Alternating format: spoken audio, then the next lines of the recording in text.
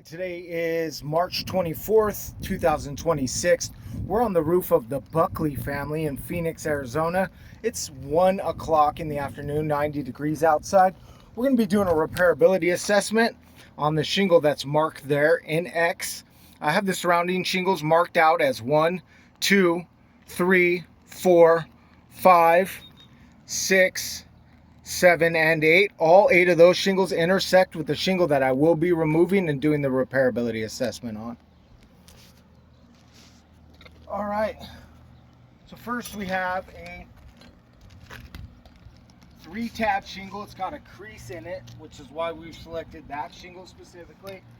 What I want to do first is make sure that it's not adhered to books 1 and 2. So I'll start right here on the book that we know is damaged. That's pretty easy. Now I'm going to go to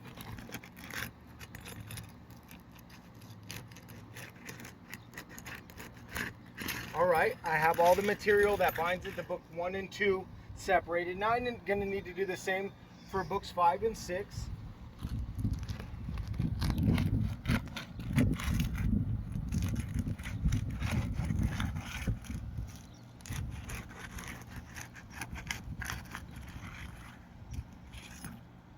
I feel a small amount of mat transfer underneath here.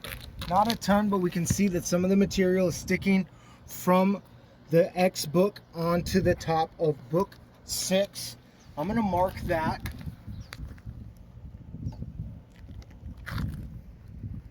Right here, I'm going to put a dash and an MT.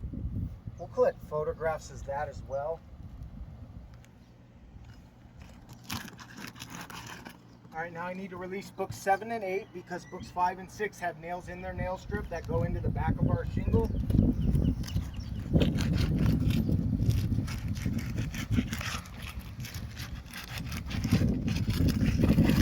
Okay, now I'm going to remove the shingle from the decking.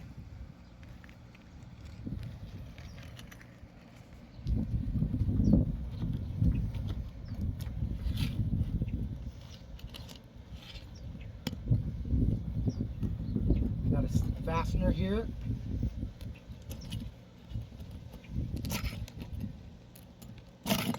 Staple here, I need to work to get that out. Gotta be careful, don't want to rip or tear anything.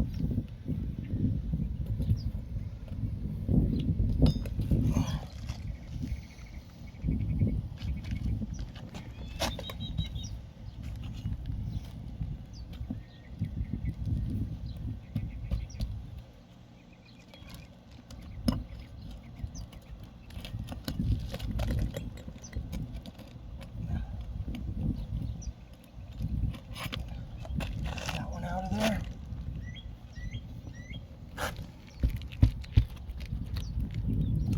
One more right there. We've gotten all those out. Now we need to follow. Hope we got one more right here. This one's already popping through, so I'm going to pop it out and go ahead and get this out from underneath. There we go. Now we have fasteners in books 5 and 6 that go through into our book. You see them right here. We're going to work to get those out as well.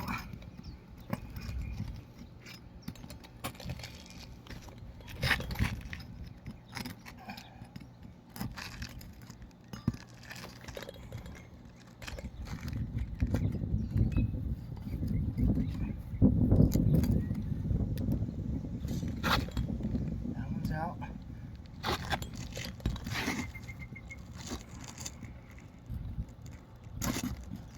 Pretty far in. It's going to give me a little bit of a problem. I'm going to have to pop it out from the bottom and work around it. There we go.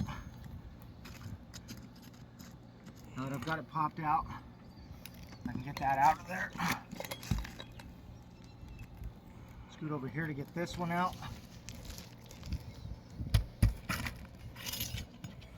Pop that one as well.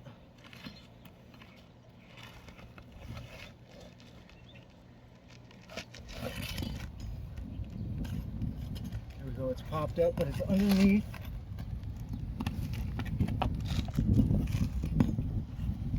I've got it. Work our way all the way across. And we do have our shingle removed. I'm going to set that shingle off to the side. I'm going to do some investigating.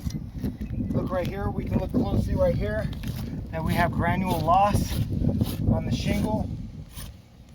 That's shingle book 6. Just by the pressure of removing this shingle, book 6 now has multiple creases in it. I'm going to circle those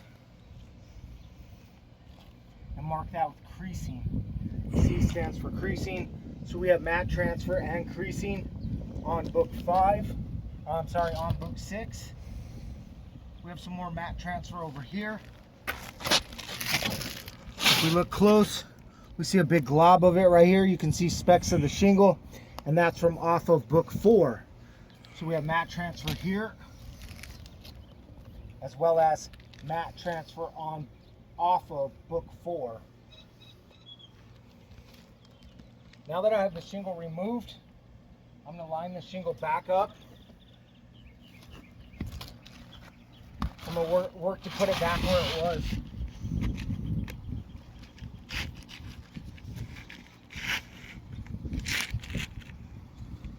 See if there's fence right here that's impeding her. There we go. We do have the book back in place. Now I'm going to take 1 1/4 per code roofing nail. Look, we have more. Oh, this is on our damaged book. Never mind. I'm going to take 1 1/4 per code roofing nails and the recommended roofing snake. The reason why we use the roofing snake is so we don't have to lift books 5 and 6 more than necessary to get an appropriate nail strike. So start over here on one end of the shingle. Make sure that I'm lined up in the nail strip, that I'm straight.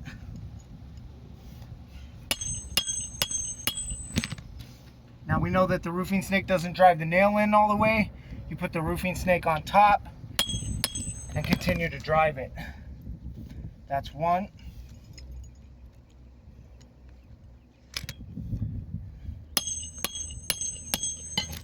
This is 2.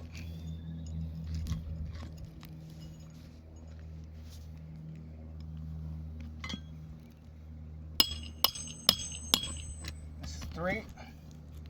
On top of that one. This will be our last 4th nail, all the way over here on the very end. Alright, I have my shingle book back in place. However, I can see some things that have transpired on the roof that I'm not happy about, including the mat transfer here on book 5, creasing here. You can even see some pressure has caused a little bit of cracking down here on a unrelated shingle. That's just from the movement of removing it, basically.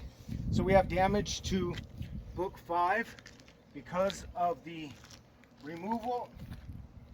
That book would need to be replaced.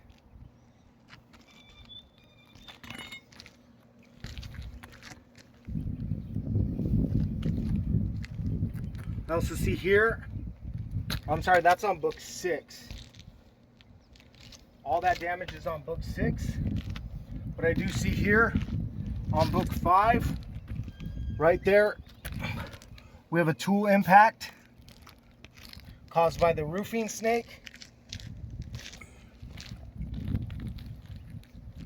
So books 5 and 6 have been impacted from the removal due to the condition of the roof, due to the fact that 2 out of 8 books were damaged during the removal. I would deem this roof irreparable.